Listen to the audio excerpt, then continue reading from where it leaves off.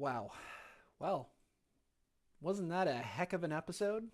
Hello, everybody. My name is Professor, and I'm the writer and, I guess, official editor of MD Season 2, as written by me. It's a, well, Murder Drones continuation sort of story that I came up with because I was bored of Pokemon, believe it or not. But for anyone who isn't aware, I'm recording this directly after, or not recording, it's a live stream, but this is taking place directly after Season 2, Episode 8.1 premiered. It's just come out. Hello, everyone who's jumping in the chat. This is, I mean, I have some explaining to do. I think I have some explaining, maybe not necessarily about the plot, but more so like what's going on behind the scenes. I just want to say hello to everyone who helped with this latest episode, not the least of which being, I saw him here just a second ago, Vixie Gaming. Thank you so much for all of your help. Thank you to, I saw him a little bit ago. AK Animations was in the chat a second ago. Thank you, everybody. Everybody who has helped with this project. There are going to be more episodes, obviously. Oh my gosh. Okay, for 3 from Gono Flip 24. Thank you. The tradition lives on. I'm going to flip, I think, this little notepad right here, this old Pokemon notepad that has 9:30 a.m. written on it for some reason. And hello, Tebow. Let's go. This is Flip 24.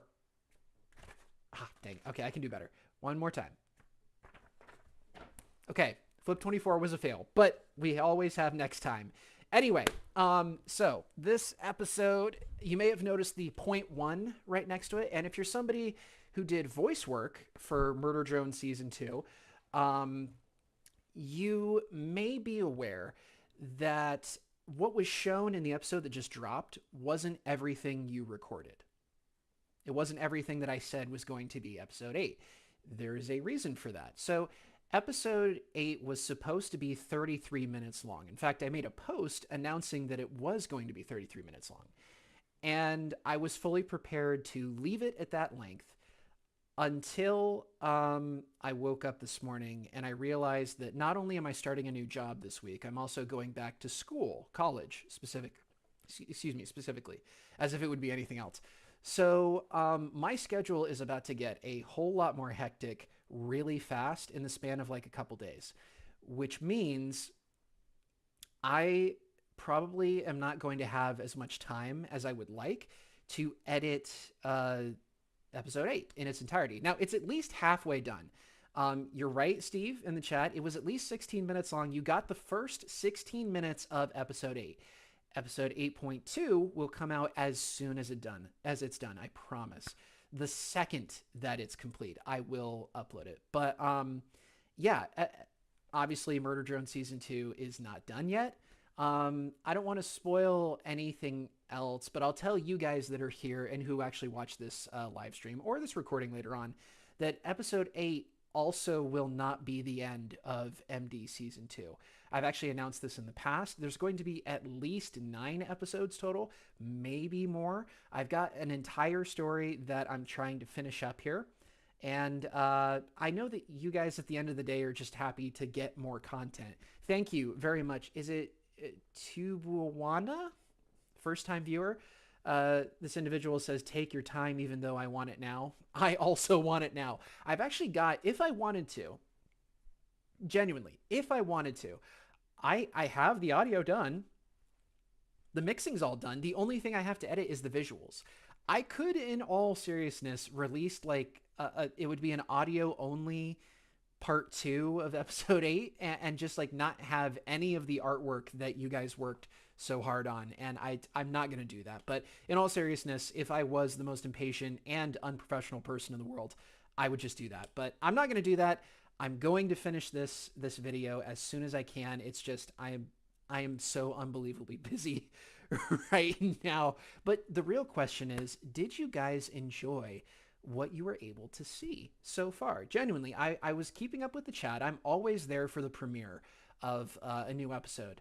So I try to keep up with the chat as much as possible. Did you guys like the twist? Well, I should clarify because there were a couple of twists. Did you like the twist at the end? Did you? Because I honestly, it's kind of poetic. I swear I didn't plan this. Like genuinely, this is all like it's. Oh yes, yes. Okay. Question from Gono. Are you still doing the TADC meme art thing? Yes, I am still doing that. That is going to be my next live stream. I think I've gotten all the artwork right now, but that is, yeah, that'll be the next one. It's just gonna be a live stream. I'm not gonna edit a video together or anything. Besides, live streams are more fun that way, and it's just gonna be, it'll just be fun between all of you and all of me. We're just going to look at all the artwork that everyone sent and an animation. Somebody animated a whole thing for it that I haven't watched yet. That's just been sitting on my PC. So that is coming soon. But yeah, um, I'm glad. Okay, I'm seeing a lot of positive comments in the chat here. I'm glad you guys enjoyed. Yes, it's the Walmart meme thing. That's coming. I'm glad you guys enjoyed the twist. I was super, super nervous about bringing Tessa back because, well, I should clarify. She's not exactly back. I'm not going to add Vecna. Okay, Steve, that's funny. I'm not going to add Vecna. Maybe if it was April, but it's not April yet. But the idea is, well, I always had it in my head that Sin and Jay were going to be bouncing off each other. But the idea to make Sin actually Tessa was something that I tried to not do for a long time. But then I decided it only kind of makes sense. You know, you've got the real Sin all throughout the story. She's poking at Uzi for the entire, like from the very first episode. It's very clear that Sin is still maybe not alive, but at least present in Uzi in some capacity, at least in her tale. So who is this other Sin? And the plan was always to make her Tessa, but I almost backed out of doing that. I really did. Yeah, I can't believe Thanos killed Megatron. It's okay. He will be missed. That's for you, King. We'll miss you, Megatron. But yeah, it's I just had the idea. The whole point of MD season 2 is clones. Or the idea of clones. The idea that the Murder Drones universe, that there's a lot more going on than we see in season 1. And season 2 is a chance to sort of dip our toes in the bigger, literally galaxy, the galaxy that is everything that's been done with JC Jensen, the humans, all of that, and how our main cast would react to that kind of situation. It's complicated, though. I will admit it is complicated because Murder Jones, the Clone Wars, maybe.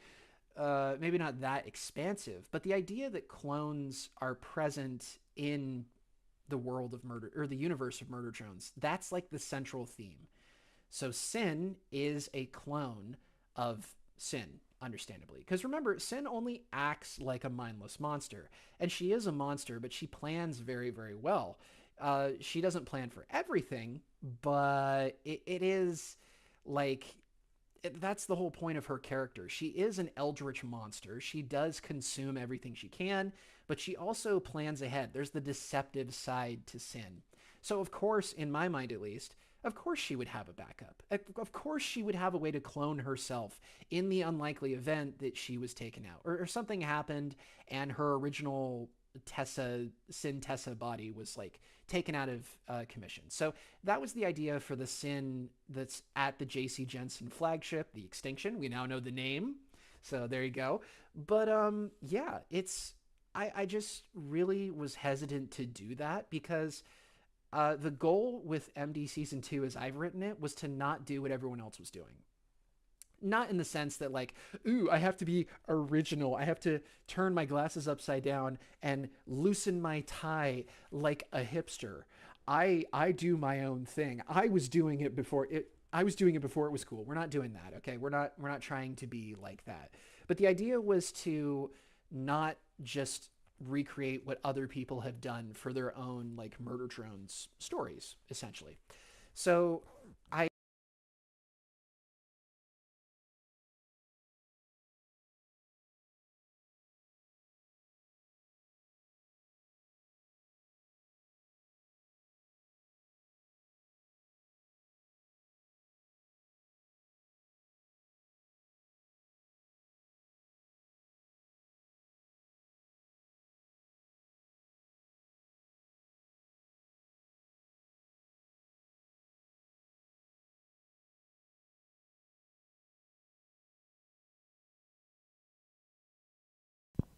Okay, we're just gonna have to switch. I apologize. My headphones just died. So shows you how long I've been editing.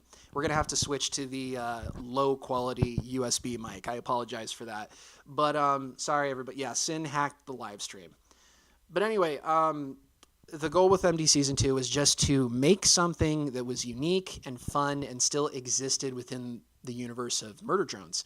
So I hope you guys have enjoyed it so far. But yeah, I will say, hi, Elvanova.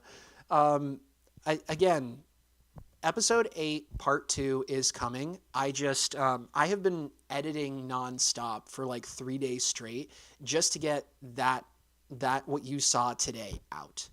I know it doesn't look like a lot of work sometimes. Maybe it looks like a lot of work in the artwork itself, but as far as the editing goes, it doesn't always look like there's a lot of editing involved in these episodes. I promise you that there is. I promise you there's so much editing that goes into these videos.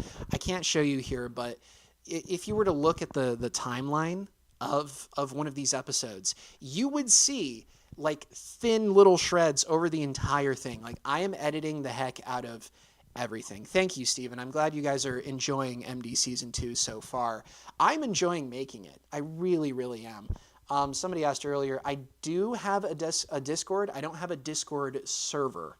You can DM me whenever you want. Like I'm approachable. I don't know what I'm doing with my tie here. We're just going to leave it. It's a mess. It's a mess. It's always a mess. But, I'm approachable in that regard. If anybody wants to be a part of MD Season 2, you absolutely can. Just shoot me a DM. Excuse me, it should just be Profsir, Profsir. Send me a friend request, and I'll take a look at your work. But thank you, Gono. Thank you. Gono says, thank you for working so hard on the series, Prof. You and all the others who help have done a great job. And as a fan, I'm so happy to see it. Thank you. Thank you. Thank you, Drone Theory, as well. Drone Theory is in the chat, one of the artists that we use. Oh, I hope Steve's not dead. This is, it takes a lot of time and effort, and I'm the only one editing it. I'm writing everything, and I'm editing and narrating as well.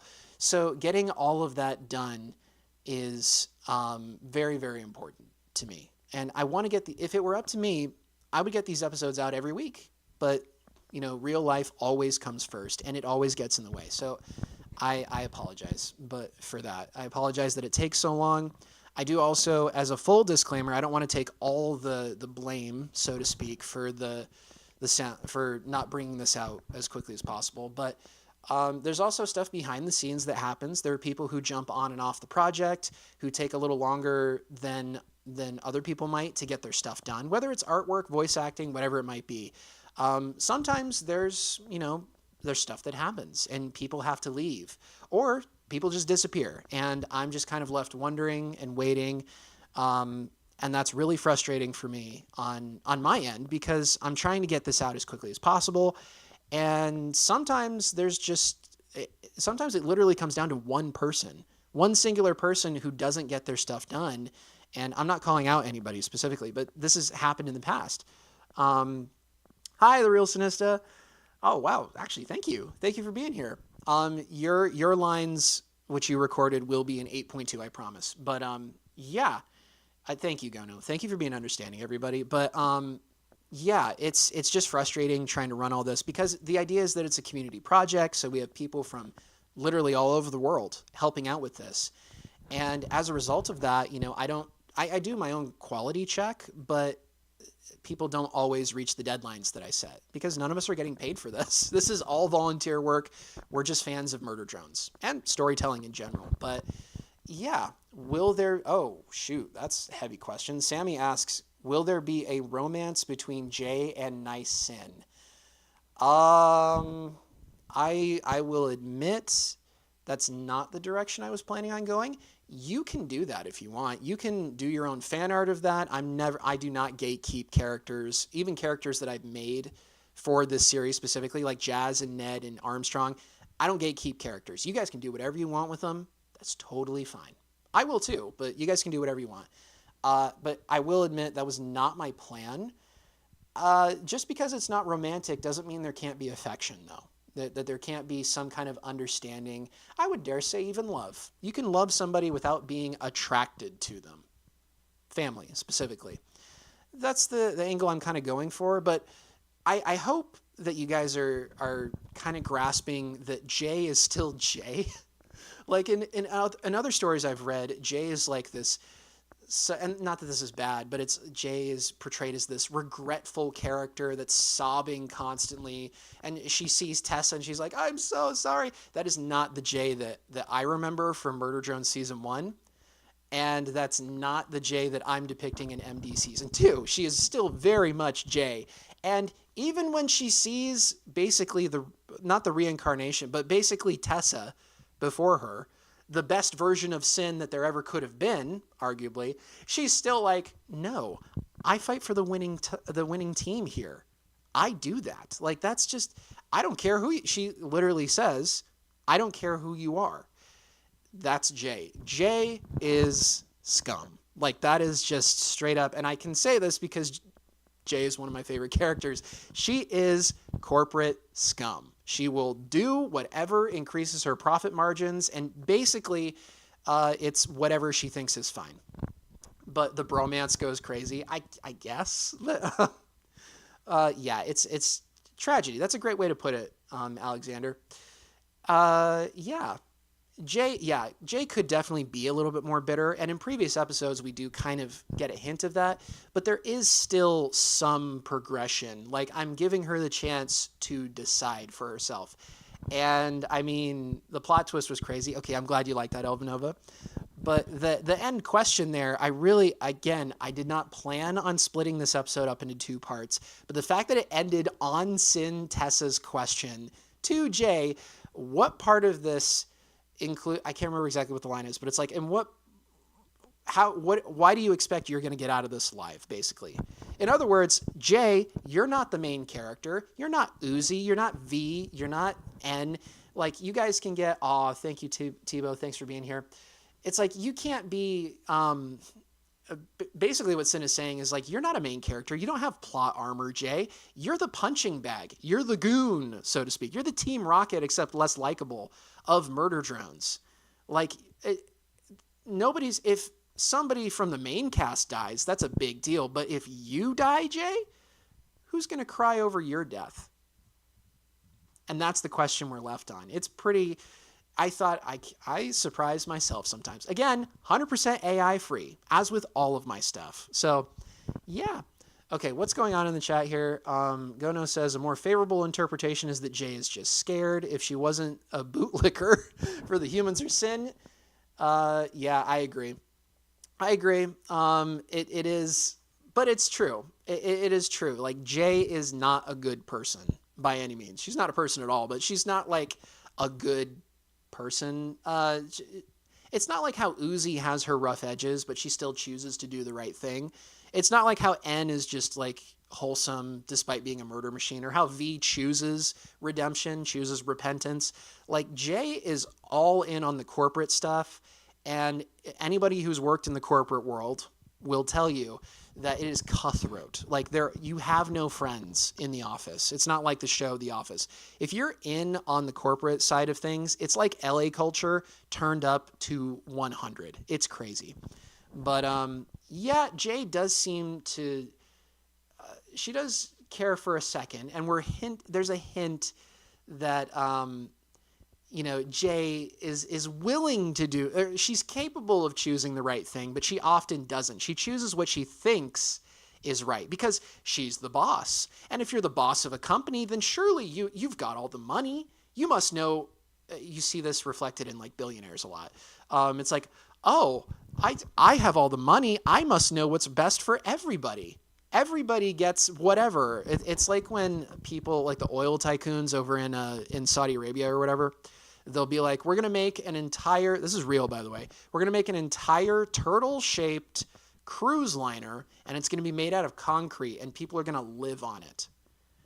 And if everybody's going to do it because I have all the money and I must have all the best ideas.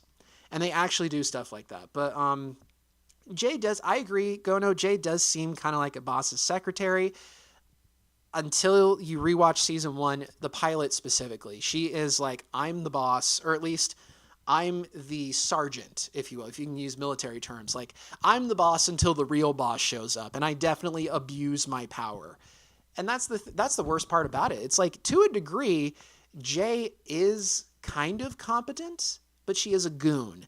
So we're putting one of the main points of MD season 2 is we're putting her on the spot. It's like, all right, Jay, here's your time to shine. Are you going to continue to be the character you were in season 1, or are you going to allow yourself to change? Because change is always a choice, at least when it comes to like people. So yeah.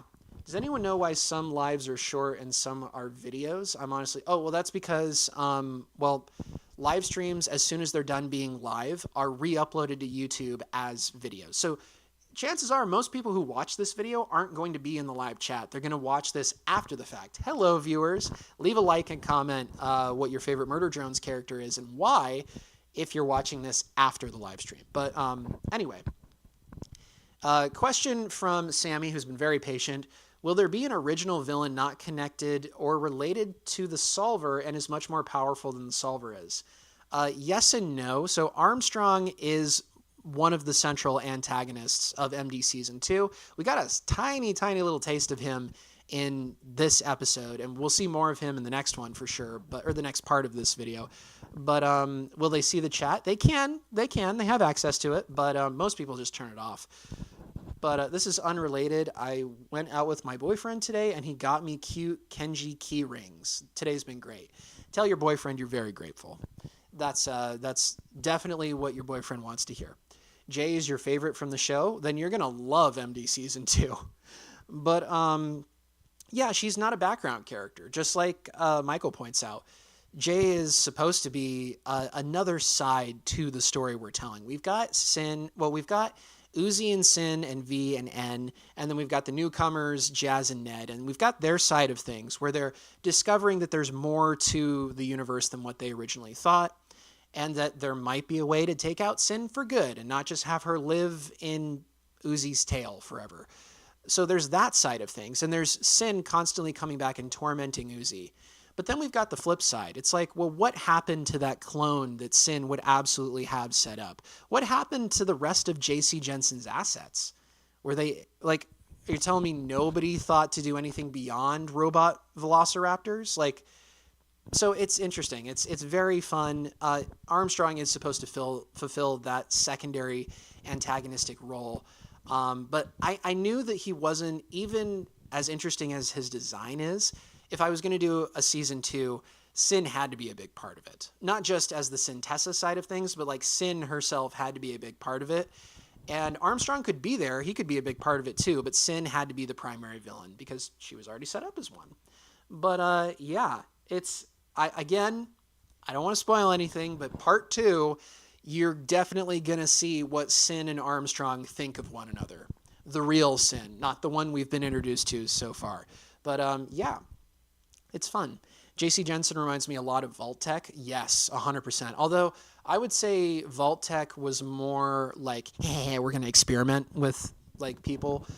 And J.C. Jensen is just like, we're the best. We're going to do whatever we want. And then they found something they weren't supposed to. The question is, why does Sin do all of this? Why does she torment them all? Because Sin is evil. Like, she only pretends to be a goober, everybody. Sin is an evil eldritch monster that wants to eat everything and loves torturing her victims before she consumes them. She also is like half eldritch abomination and half drone. So she's got the connections to Tessa and N and V and J, but she's also like, I'm going to abuse you guys as much as possible and use you as like forward scouts, but ultimately, like, they're just toys. They're just playthings. But Sin is a complex character. She only pretends to be one-dimensional. But, yeah. Solver made you do it. Okay. Yeah, Sin is an interesting character, and I enjoy her a lot. But motives, what does she want to achieve? The real Sin just wants to eat everything. And she also wants to stop she wants to wipe out anything that could challenge her. And in season 1, it was made very clear that the only things that could really stand up to the Solver was something that also had the Solver's powers, like Uzi, like Doll. Characters that had the same glitch in their code, that's like the only thing that can really threaten Sin, as far as we know. But MD Season 2 might propose or shine a light, no pun intended, actually pun intended, on something else that might be able to at least get in the way. Again, in Season 1, the only thing that gave all of the characters, I'm talking Sin, Uzi, and V, all together, the only faction, and the only secondary faction, I might add, in Murder Drones itself, the Sentinels. The Sentinels were the one thing that gave all of them a run for their money. Even characters that had the Solver's powers, yeah, they might be able to take out like one or two of the Sentinels, but there's always more. We don't know who's making them. We don't know who's keeping up on them. I mean, they have the ability to paralyze any kind of machinery. It's pretty, so it's interesting. It's interesting, that guard. And that's what makes Armstrong so terrifying. Like, he's something that they haven't faced before, and he has a massive version of that paralyzing light on the top of his head. And the other thing to remember is the Sentinels aren't animals. They're only pretending to be animals. They still have their own language. They still can communicate just as fluently as the murder drones themselves, or the drones themselves can. They just don't speak English. Armstrong does, but that's because, he wants to. But the Sentinels themselves, like, they're just as much of a machine as the drones are, except they're far more terrifying. And they speak in a language that the drones nor the humans can understand. So now that the humans are gone, what do the Sentinels do? Well, they keep doing what they were programmed to do, and they take out the drones. Unless you're Sparky, because Sparky's cool like that. But yeah, Sentinels were built to destroy drones. They were, but they work pretty well against disassembly drones too. And Sin herself. Remember, Sin wasn't just wearing Tessa's helmet as a cosplay. Like, she was wearing that helmet for a reason. And it was the only thing that prevented her from being paralyzed too. I think it's episode 6 or 7. But yeah. Gono says, I don't think that Sin would create backups of herself because she seems very arrogant. IMO, she is more powerful than Uzi, but her arrogance led to her defeat. She's definitely arrogant, but she's also competent to a degree. I think, and I think the show makes this clear, Uzi got lucky. Uzi got very lucky, and it was shown that Sin can still operate even when she doesn't have her core. Again, Eldritch Monster doesn't exactly play by the same rules as everybody else. So, just an idea, I would say. Sin is definitely a threat to everyone around her, and nobody understands that better than Tessa and Armstrong. So, we'll see more of that with 8.2. Have you thought about including aliens in the series? Maybe even explaining that the Solver is an alien in a way? I mean, let's face it, there's no way that thing was made by humans. I haven't really considered the alien side of things. I mean, the idea is that it's Eldritch. Eldritch already is alien. It's from somewhere else. But what makes the Solver so unique is that it's a combination of human tech and something from somewhere else. The point is, I don't think it was thought out this well, but I think it's fun as a writer kind of exploring how far it goes. Because for things like you and me, it's like if we die, that's it. There's no coming back. Once you're dead, you're dead. There's no take backsies. There's no respawn. There's nothing. Drones, maybe you could replace them, but it's implied that once their core is destroyed, that's pretty much it. Eldritch stuff. Eldritch refers to, I believe, Lovecraft. And if you've read any of Lovecraft stuffs, you know that the laws of physics do not apply. And that's kind of what I'm leaning into here. It's, again, the laws of mortality don't necessarily apply to something like Sin. Yes, she has the mortal side to her, but she's also competent, and there's a lot more going on here than we originally thought. But more on that in the near future. Sparky is some part of Bo because he still has the same hat. I don't know about that. He definitely wears the hat, but I don't know. Bo is definitely dead. Bo is like super dead. I don't know how else to put it. But yeah. Ned plush and Jazz plush when? Okay, I looked into that. It is so expensive to make custom plushies. Like, genuinely.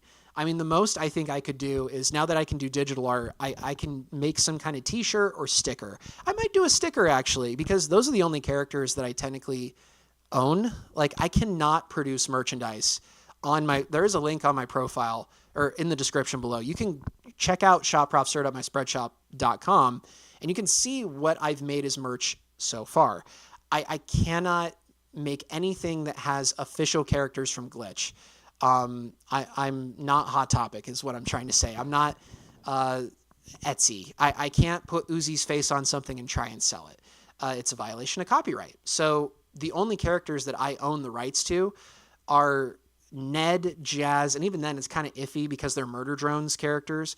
Armstrong is unique. I can do my own thing with Armstrong. So I might do like Ned and Jazz and then Armstrong coming up behind them as like a sticker or something. That would be fun.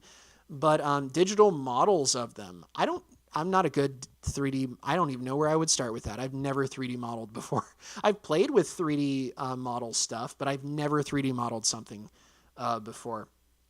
But yeah, here's a voice actor recommendation. If you ever made Armstrong speak English, I would recommend getting Hoot to voice him. I actually already have an amazing voice actor for Armstrong, Chimp with a Hand Grenade. He's also an artist as well.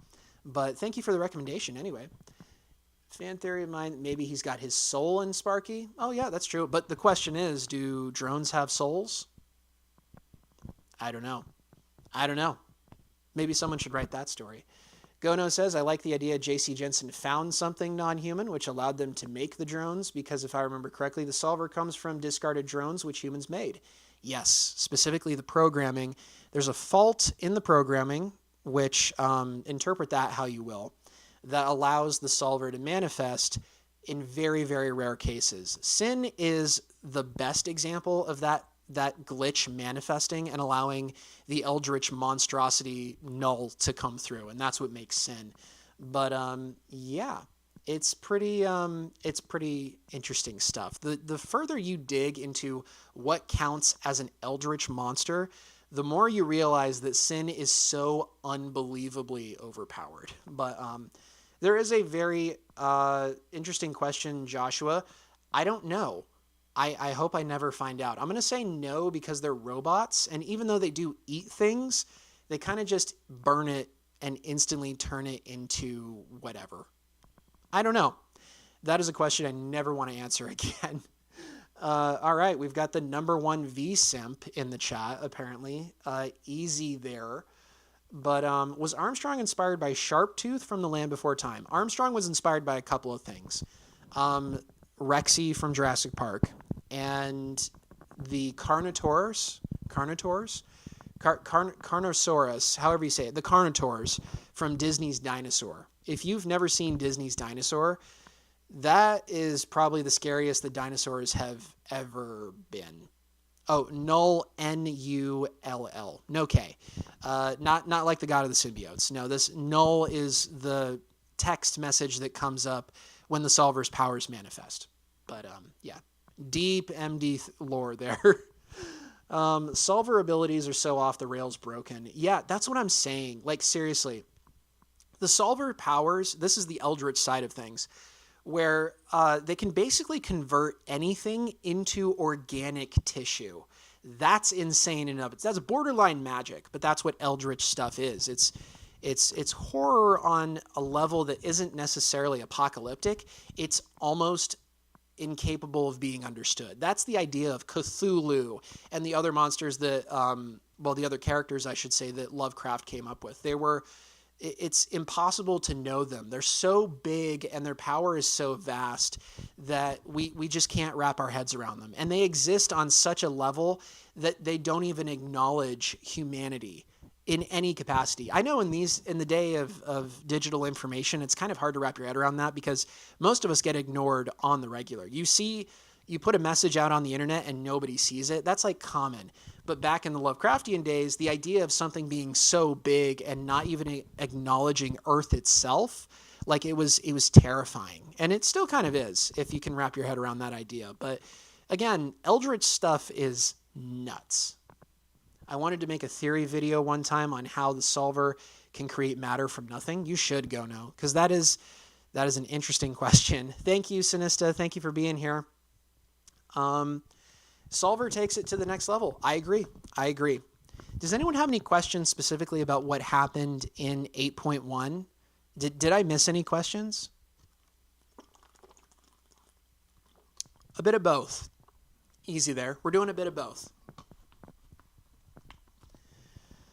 Oh, but yeah, if anybody has any questions, that I can answer them to the best of my abilities. And if you weren't here for the live chat, you can put them in the comment description below. I do read all the comments, even the mean ones. But yeah, where's the multiple artists one pont? Oh, that's going to happen in the next live stream.